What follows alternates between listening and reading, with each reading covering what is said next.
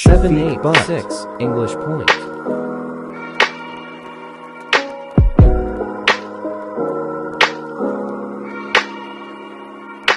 Bismillahirrahmanirrahim. Assalamu alaikum. You are watching my YouTube channel 786 English Point and Muhammad Shafiq. Paradise Lost as an Epic is our today's assignment. With proper translation in this video we will discuss.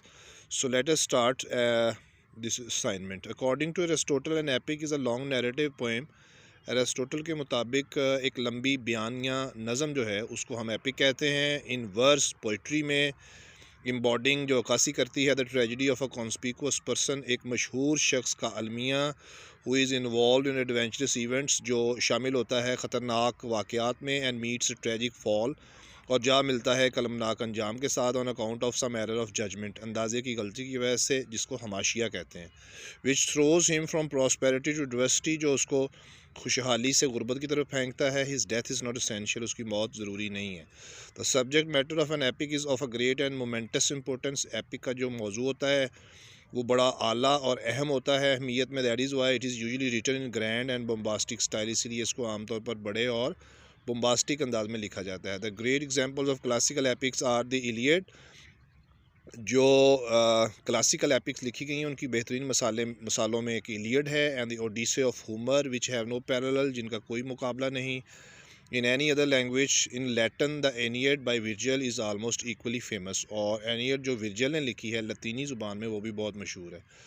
Paradise lost is also an epic of a great power and beauty, खूबसूरती और ताकत की ये भी एक बड़ी epic है. विच follows great classical models, जो क्लासिकल मॉडल्स को कॉपी करती है. इन इट्स ग्रैंड थीम, अपने बड़े थीम में, एलिवेटेड स्टाइल, बुलंद अंदाज में, इन्वोकेशंस टू हेवनली म्यूज़, आसमानी देवी को उभारने में, एंड एपिक सिमिलीज और एपिक मुआजने. Thus Paradise Lost can properly be classed among the great epics poem.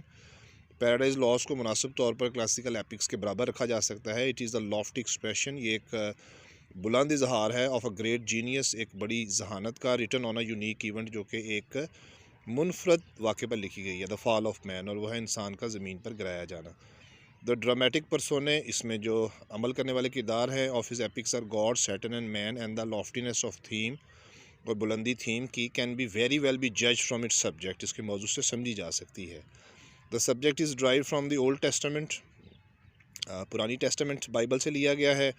And it is astonishing, और ये हैरान कुन है, how from a few hands के कैसे चंद इशारों से, गिवन इन द स्क्रिप्चर्स, जो इस मजहबी किताब में दिए गए हैं, स्क्रिप्चर्स बाइबल को कहते हैं.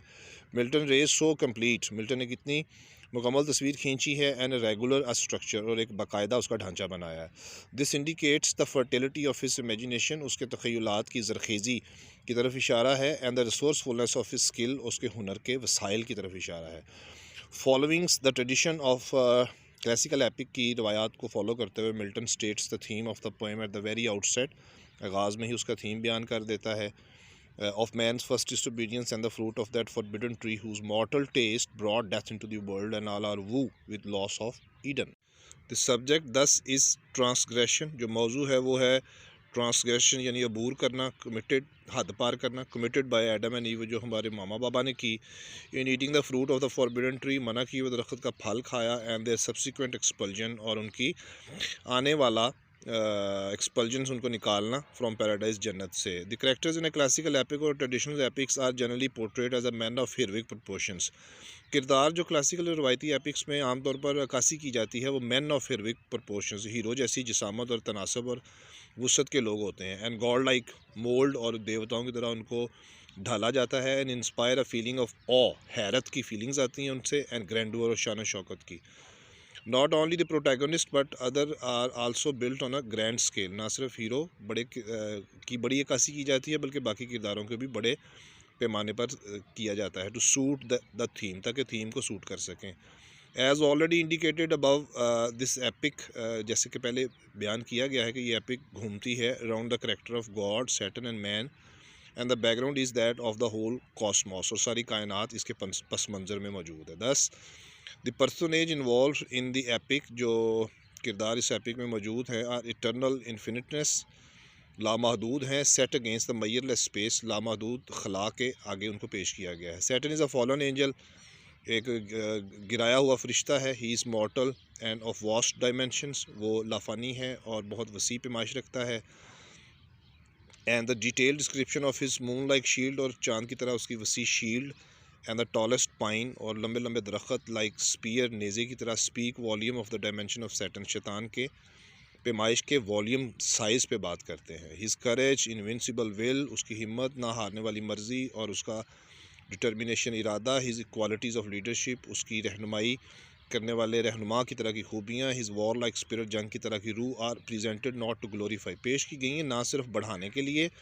द फिगर, उसकी शख्सियत। And present him as a hero, उसको हीरो भी पेश करती हैं। बट बाई कंट्रास्ट टू, लेकिन अगर तजाद किया जाए, to indicate the omnipotence of God almighty, लेकिन अल्लाह के मुकाबले में बहुत छोटी है। हु हैज़ ऑलरेडी इन्फ्लिक्टेड, अल्लाह उससे पहले ही मुब्तला कर चुका है। अ स्टनिंग डिफीट, होश उड़ा देने वाली शिकस्त में, ऑन सैटन, जो शैतान पर नाजल हुई है। However he is even then resolute, इसके बावजूद भी शैतान अज़म रखता है। To bow and sue for grace with suppliant needs that were an ignominy and shame beneath this downfall. तो ये थोड़ा इसमें पीस 2.5 लाइन्स का कटिंग है, इसका आगे लेके चलते हैं। Another feature of epic is invocations to a heavenly muse, आसमानी देवी को उभारना एक एपिक का फीचर है, आला है। Homer and vigil invoke the muse, Homer और विजल ने जो एपिक्स लिखी हैं उन्होंने भी देवी को उभारा है। सो डज मिल्टन, मिल्टन ने भी उभारा है। But his muse is not one of the muse of Greek mythology, यूनानी देवी देवताओं की कहानियों की परी या देवी नहीं है जिसको उभारा है मिल्टन ने। राइट, थोड़ा नीचे आते हैं, ये देखें ये कटिंग की लाइन्स हैं। Milton made this deviation, Milton ने ये हादत जो आवज़ की है डिलेबरेटली, जानबूझकर। Because she is the power who inspired Moses, क्योंकि जिसको वो उभारता है आसमानी देवी को, उसने मूसा अलैहिस्सलाम को मुतासर किया। ऑन सिनाई एंड अरब, यानी वादी सीना और अरब में। Seeing heavenly muse that on the secret top of herb of Sinai thou inspire. That shepherd who first taught the chosen seed, quotation है। This is not a formal invocation but indicates Milton's sincere hope of being divinely inspired. बल्कि Milton ने ये एक आम रवायती म्यूज़िस को उभारने वाला काम नहीं किया, बल्कि ये इशारा करता है कि उसकी एक मुखलसाना उम्मीद है कि वो आसमानी तौर पर उसको मदद मिले। He goes on to invoke the Holy Spirit, वो मुकद्दस रूह को उभारता है। And states his object of writing this poem, और इस नज़म को लिखने का अपना मकसद बयान करता है। Which is to justify the ways of God to man, जिसमें वो अल्लाह के रास्तों को, अंदाज़ों को, फरमानों को और इर्शादात को इंसान के ऊपर साबित करता है। Yet another feature of epic is the use of epic similes, epic मुआजने भी इस्तेमाल करना एक डिवाइस है। So Milton follows the practice of Homer, Virgil, Spenser and other in using such similes.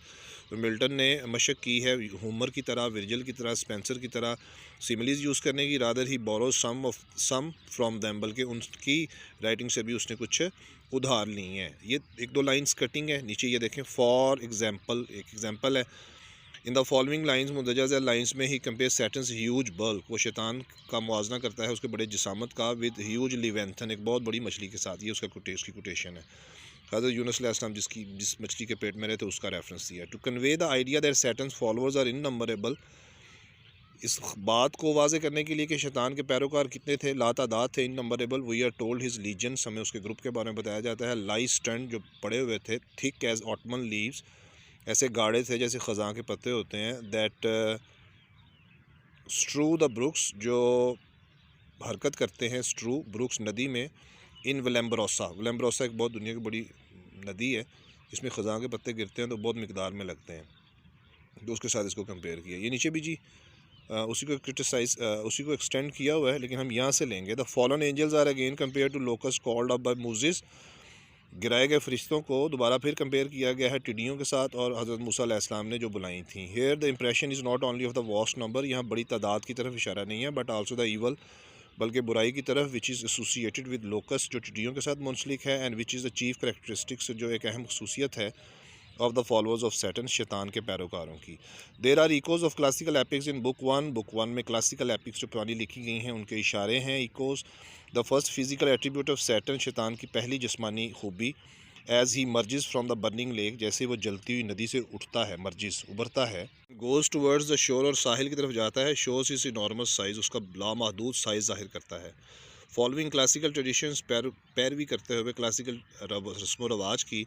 Milton does not describe him in the detail, उसकी तफसील नहीं बयान करता, बट एम्फेसाइज टू ऑब्जेक्ट्स, लेकिन दो चीज़ों पर जोर देता है। विच ही कैरीज, जो वो लेके चलता है। His shield is compare to the largest round object human I had ever seen, उसने उसकी शील्ड का मुकाबला किया है बहुत बड़े गोल उनसर के साथ इंसानी आँख ने जो पहले कभी नहीं देखा, द मून जो कि चाँद है उसके साथ, सीन थ्रू गैलीलियोस टेलीस्कोप, और टेलीस्कोप गैलीलियो की साइंसदान की दूरबीन से जो देखा गया था चाँद का बड़ा साइज़ उसके साथ। दिस इज़ रिमाइनिसेंट, ये हमें याद दिलाती है ऑफ होमर्स डिस्क्रिप्शन, होमर की बयान of the shield of Achilles, Achilles hero, उसकी एपिक में एक्लिस जो हीरो था उसकी शील्ड के साथ। Saturn spear is depicted as the biggest and the tallest pine tree, शैतान का नेज़ा जो है उसकी कसी की गई है बड़ा और लंबा तरीन दरख्त जैसे पाइन का होता है। ये नीचे उसकी कोटेशंस हैं।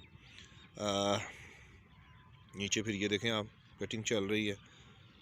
फिर यहाँ पे आते हैं, ये सेकंड लास्ट लाइन में, elaborate speeches and questions and answers are used, वजाहत ज़्यादा तकरीरें, सवाल और जवाब आर यूज इस्तेमाल किए गए हैं मिल्टन की तरफ से, in imitation of the classics, classical epics की रोशनी में, उनके अंदाज में। Critics like Dryden raised objections, Dryden के जैसे क्रिटिक्स ने एक एतराज़ उठाया है that Paradise Lost was not a true epic, एक सच्ची एपिक नहीं है, बिकॉज इट एंडेड अनहैप्पीली, क्योंकि ये नाखुश करती है, which is the proper mark of tragedy, जो कि अलमिया की एक निशानी होती है, and that unlike the traditional epics और रवायती एपिक्स की तरह it had only 2 human characters, इसमें सिर्फ 2 किरदार हैं, the others being heavenly machines, और बाकी आसमानी चीज़ें हैं सारी इसके अंदर। ये एडिसन्स का भी एक है लेकिन एक काफ़ी है, इसकी लेंथ एक्स्ट्रा हो जाती है। तो लास्ट में ये पढ़ता हूँ मैं, he had invented a new type of poem, एक नई किस्म की उसने पोएम ईजाद की है, द डिवाइन एपिक, एक आसमानी एपिक है ये, सुपीरियर टू एनीथिंग, आला है, बरतर है माजी में लिखी जाने वाली किसी भी चीज़ से, इन एंटीक्विटी, कदीम ज़माने में जो लिखा गया, and seeing the grand plan of Herculean work, और ये बहुत बड़ा हरकुलियन काम उसने किया है बड़े मंसूबे के साथ, एंड इट्स माइटी एग्जीक्यूशंस, और इसकी एक ताकतवर तकमील, one is incline to agree, एक बंदा झुकाव जाहिर करता है इत्तफाक करने का, विद द लेटर क्रिटिक्स, बाद वाले क्रिटिक्स के साथ। सो rest of the assignments of M English Part 1 Literature and Part 2 Literature are available in the playlist of my channel. Student can get from theirs. Thank you very much. See you next time in the next video. Bye bye. 7, 8, 6 English Point.